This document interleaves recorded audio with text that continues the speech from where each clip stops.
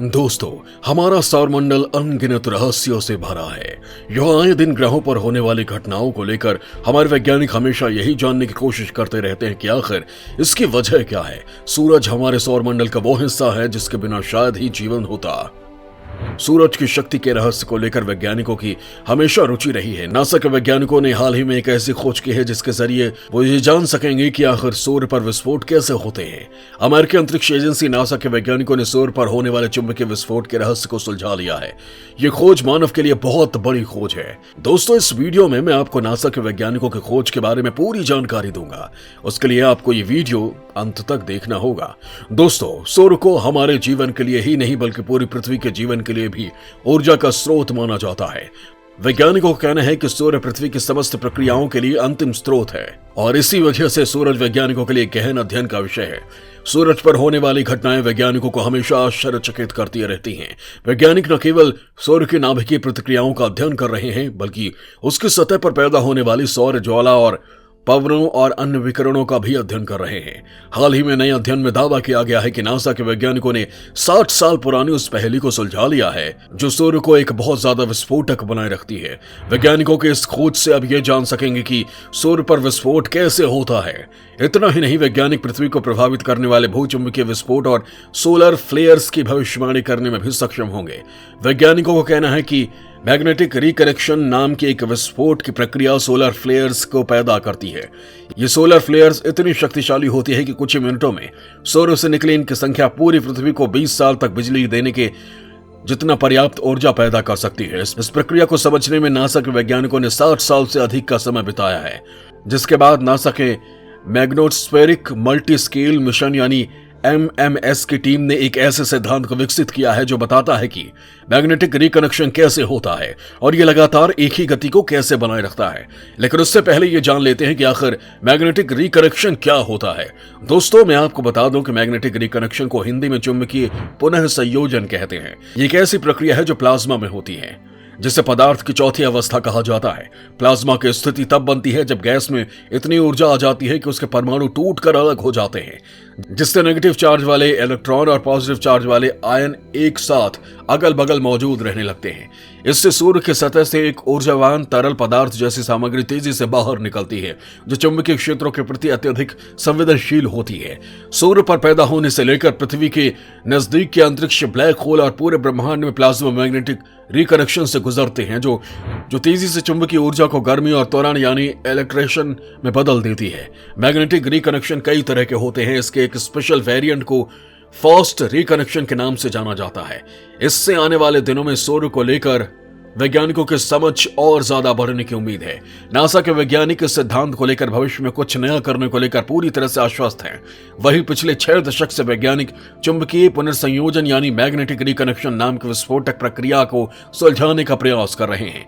इसी की वजह से सूर्य की सतह पर सौर ज्वालाएं पैदा होती हैं। वैज्ञानिकों का कहना है कि इस ज्वलंत प्रक्रिया को बेहतर समझने से उसके नाभिकीय संलयन प्रक्रिया को बेहतर समझने में मदद मिल सकती है। इससे वो पृथ्वी का चक्कर लगा रहे सैटेलाइट्स की तकनीक को प्रभावित करने वाले कणों के तूफानों का सही पूर्वानुमान लगाने में भी सहायता मिल सकती है। इसके साथ ही वैज्ञानिकों का कहना है कि चुंबकीय पुनर्संयोजन की क्रिया को समझने से हम बेहतर तरीके से बता सकते हैं कि पृथ्वी पर भूचुंबकीय तूफान या फिर सौर ज्वाला जैसी घटनाएं कब असर डालेंगी।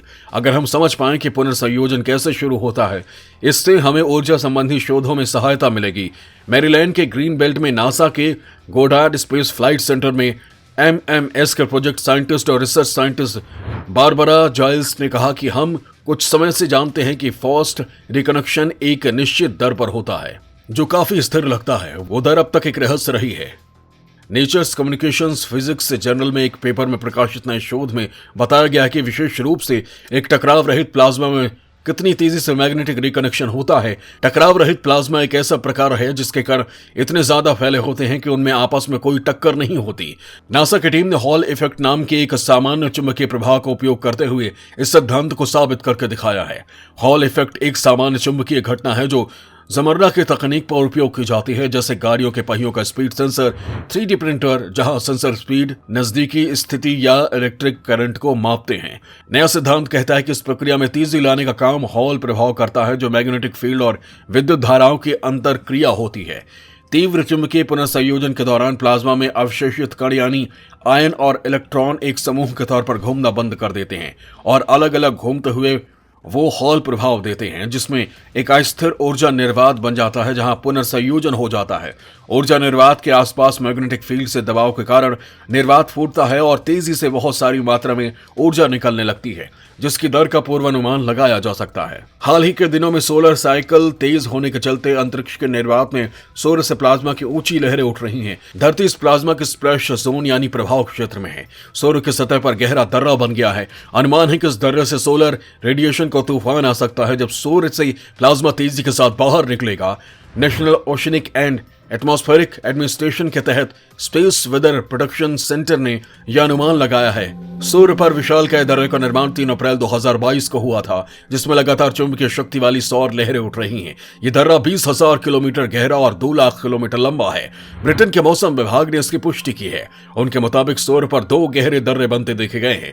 इन दर्रों का निर्माण भयानक विस्फोट के बाद हुआ था, जिनमें से कोरोनल मास इजेक्शन बाहर निकला था। सीएमई के धरती के चुंबकीय क्षेत्र से टकराने पर जियोमैग्नेटिक तूफान पैदा होता है। माना जा रहा है कि इस तूफान का धरती पर असर देखने को मिल सकता है। हालांकि इस तूफान के धरती तक पहुंचने का अनुमान पुख्ता नहीं है, लेकिन ध्रुवों पर रंग बिरंगी रोशनियां दिखाई देने की संभावनाएं हैं। ब्रिटेन के मौसम विभाग ने कहा है कि इस वक्त सूर्य और पृथ्वी ऐसी स्थिति में है कि तूफान का असर धरती पर देखने को मिल सकता है। अनुमान है कि ये जियोमैग्नेटिक तूफान G1 और G2 स्तर के हो सकते हैं। बेहद ताकतवर होने पर यह तूफान धरती से सैटेलाइट कनेक्शन को प्रभावित कर सकते हैं। इतना ही नहीं, ये धरती की कक्षा में मौजूद सैटेलाइट्स को भी नुकसान पहुंचा सकता है। कुछ दिनों पहले नासा के सोलर डायनामिक्स ऑब्जर्वेटरी स्पेसक्राफ्ट ने सूर्य की सतह पर उठी एक और सौर लहर की फोटो खींची थी। ये सोलर फ्लेयर उसी अति सक्रिय सनस्पॉट से विस्फोट हुई थी, जिसके चलते हफ्ते की शुरुआत में एक अद्भुत अरोर धरती पर दिखाई दिया था। सौर तूफान के कारण पृथ्वी के ध्रुवीय क्षेत्रों में रात के समय शानदार नजारा देखने को मिलता है। रात में पूरा आसमान नीले रंग की खूबसूरत रोशनी से जगमगाने लगता है। ऑरोरा तब प्रकट होता है जब पृथ्वी के चुंबकीय क्षेत्र चैनल के इलेक्ट्रिकली चार्ज सोलर पार्टिकल्स ध्रुवों की ओर जाते हैं। यहाँ ये कण पृथ्वी के वायुमंडल के साथ परस्पर क्रिया करते हैं। इससे चमकीले हरे रंग की रिबन जैसी रोशनी पैदा होती है। जब सोलर फ्लेयर ऐसे कणों को बड़ी संख्या में पृथ्वी के वायुमंडल की ओर भेजते हैं तो ये रोशनी आसमान में दिखाई देती है। वैज्ञानिकों का यह भी कहना है कि इस विशाल भूचुंबकीय तूफान में विद्युत ग्रिड और पृथ्वी के अन्य संसाधनों को नुकसान पहुंचाने की क्षमता होती है, जिससे दुनिया के कुछ हिस्सों में बड़े पैमाने पर ब्लैकआउट हो सकता है। अधिक ऊंचाई वाले स्थानों पर यह भूचुंबकीय तूफान G2 के स्तर तक पहुंचने की आशंका है। अमेरिकी agency national oceanic and atmospheric administration ने कहा है कि इस तूफान से पृथ्वी पर अधिक ऊंचाई वाले क्षेत्रों में बिजली गुल होने और रेडियो सिग्नल में व्यवधान का सामना करने की संभावना है। मध्य ऊंचाई वाले क्षेत्रों में ज्यादा नुकसान नहीं हो सकता, लेकिन कुछ बिजली बाधित होने की संभावना है।